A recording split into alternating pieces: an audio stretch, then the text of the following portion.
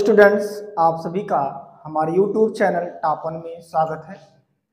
हम आपको पार्ट 2 में संयोजन अपक्रिया के बारे में हमने बता दिया था। हम पार्ट 3 में वियोजन अपक्रिया के बारे में सीखेंगे। वियोजन अपक्रिया सीखेंगे, विस्थापन अपक्रिया सीखेंगे और द्विविस्थापन अपक्रिया सीखेंगे और साथ साथ में हम ऊष्मा क्षेपी और ऊष्मा शोषी अपक्रिया को भी जानने का प्रयास करेंगे। स्टूडेंट्स, आइए चलिए हम स्टार्ट करते हैं अपक्रिया नंबर 2, जो हमारा है वियोजन अपक्रिया। वियोजन अपक्रिया के बारे में हम बात करेंगे कि वियोजन अपक्रिया है क्या, वियोजन अपक्रिया क्यों इतना इंपॉर्टेंट है। अगर हम बात करें वियोजन अपक्रिया, तो आप लोग जान रहे थे कि संयोजन में जो अपक्रिया हो रही थी वो जुड़ रही थी, तो वियोजन में उसका अपोजिट कर दीजिए तो वियोजन में क्या होगा, टूटेगा। यानी एक अपकारक टूटकर जब दो या दो से अधिक उत्पाद का निर्माण करेंगे तो उसे हम वियोजन अपक्रिया कहेंगे। अगर सिंबॉलिक देखें, ये हमारा एक अपक्रिया है, ये अगर टूटेगा, क्योंकि ये एक अभिकारक है, ये टूटकर दो उत्पाद में कन्वर्ट हो जाएगा, दो उत्पाद में कन्वर्ट हो जाएगा।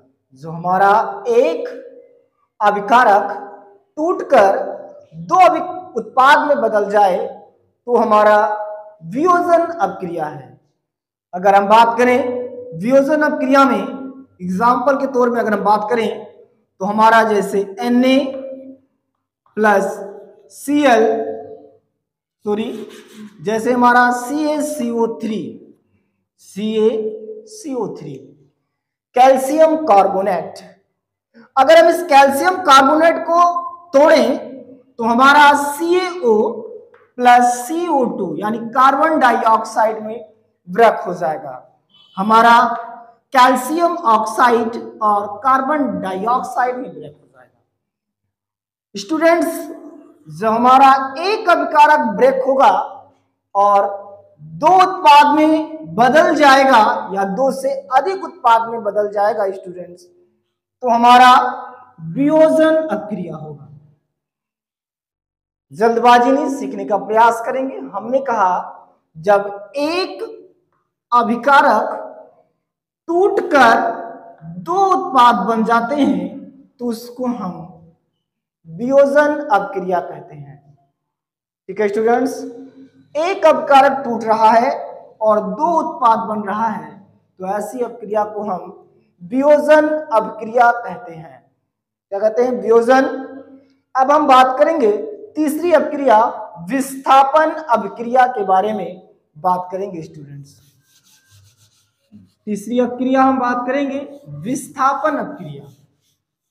तीसरी जो अपक्रिया हमारी है वह है विस्थापन अपक्रिया।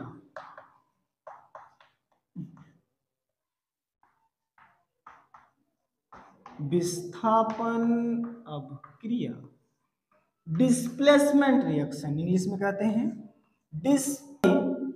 स्टूडेंट्स, जो ज्यादा रिएक्टिव होता है वो कम रिएक्टिव वाले एलिमेंट्स को विस्थापित कर देता है। एग्जाम्पल अगर लें तो हमारा जैसे Zn plus H2SO4, Zn plus H2SO4, तो यहाँ जो Zn होता है, जिंक होता है, ये हाइड्रोजन से ज्यादा रिएक्टिव होता है। रिएक्टिव होने का बात यह है कि ये विद्युत ऋणात्मक श्रेणी में हाइड्रोजन से ऊपर जिंक पाया जाता है और जिंक से नीचे हाइड्रोजन पाए जाते हैं। तो यहाँ पर जो ज्यादा रिएक्टिव होता है वो कम रिएक्टिव वाले एलिमेंट को डिस्प्लेस कर देता है। डिस्प्लेस का मतलब होता है ये इलेक्ट्रॉन्स होगा, ये जो एलिमेंट्स होगा, ये एलिमेंट्स हाइड्रोजन को डिस्प्लेस कर देगा और डिस्प्लेस करने के बाद SO4 से वो कंबाइंड कर जाएगा। स्टूडेंट्स, तो अगर डिस्प्लेस करता है तो हमारा ZnSO4 प्लस हाइड्रोजन गैस बनता है। फिर से देखें स्टूडेंट्स, जैसे हमारा एक एग्जांपल और लेते हैं हम, Zn plus CuSO4 copper sulphate.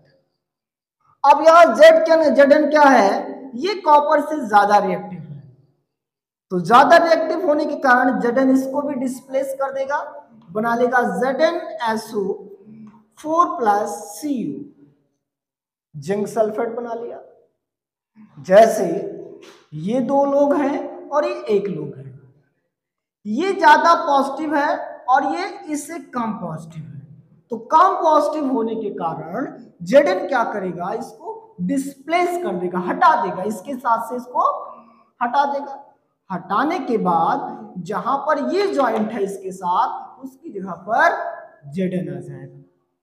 Simple है, समझने का प्रयास करेंगे। जो हमारा विद्युत रासायनिक श्रेणी होता है, उस विद्युत रासायनिक श्रेणी में Zn हाइड्रोजन से ऊपर पाया जाता है, तो ऊपर पाए जाने की वजह से क्या करेगा, ये इसे डिस्प्लेस कर देगा। जैसे एग्जांपल स्टूडेंट्स, आप लोग क्लास में बैठते हैं तो जो ज्यादा तुमसे रिएक्टिव होता है क्या करता है, कम रिएक्टिव वाले स्टूडेंट को, कमजोर स्टूडेंट को पीछे भेज देता है और आगे वाले के साथ खुद बैठ जाता है। ऐसे यहाँ हो रहा है, Zn ज्यादा रिएक्टिव हाइड्रोजन से, इसलिए क्या करता है, हाइड्रोजन को डिस्प्लेस कर देता है, और डिस्प्लेस करने के बाद ये SO4 के साथ आ जाता है। इस अपक्रिया को हम विस्थापन अपक्रिया कहते हैं, जो बहुत ही इंपॉर्टेंट है 2023 के लिए, आने वाले बोर्ड 2023 के लिए बहुत ही इंपॉर्टेंट अपक्रिया। स्टूडेंट्स इसे इंपॉर्टेंट में नोट कर लेंगे और इसको पूर्ण कर लेंगे। स्टूडेंट्स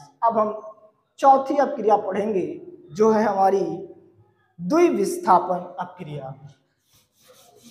अब हम पढ़ेंगे स्टूडेंट्स द्विविस्थापन अपक्रिया के बारे में। द्विविस्थापन अपक्रिया किसे, अब स्टूडेंट्स हम चौथी अपक्रिया के बारे में बात करेंगे, जो हमारा द्विविस्थापन अपक्रिया है। इंग्लिश में इसे डबल डिस्प्लेसमेंट रिएक्शन कहते हैं।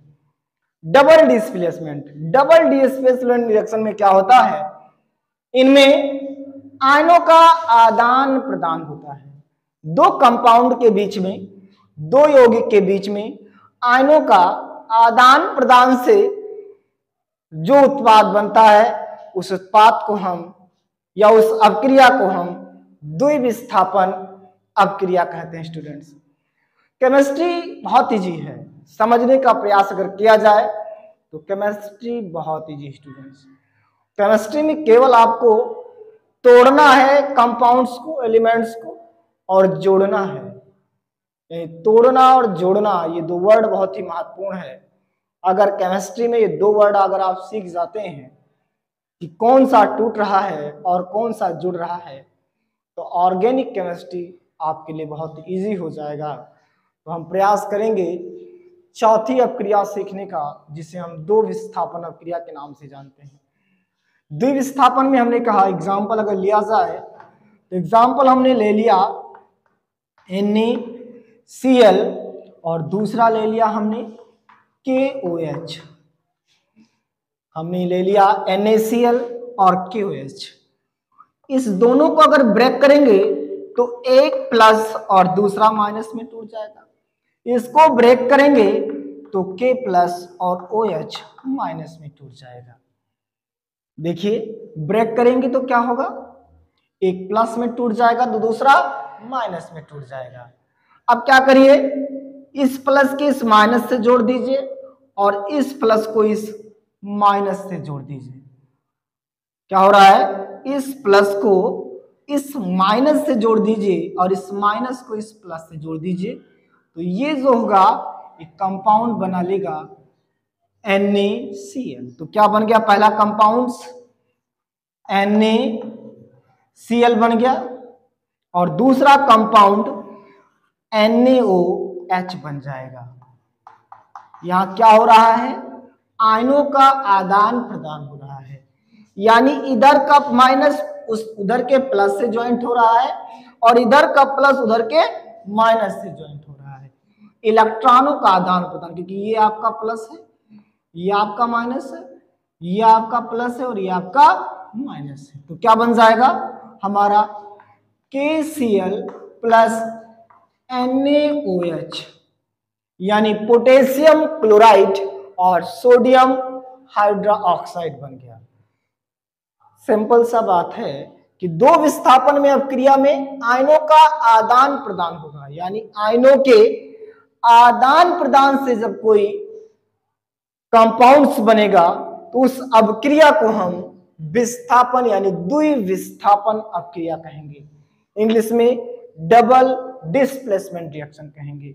एक एग्जांपल और हम देखते हैं स्टूडेंट्स। जैसा दूसरा एग्जांपल हमने लिया AgCl, क्या लिया हमने? AgCl, और दूसरा हमारा है NaNO3।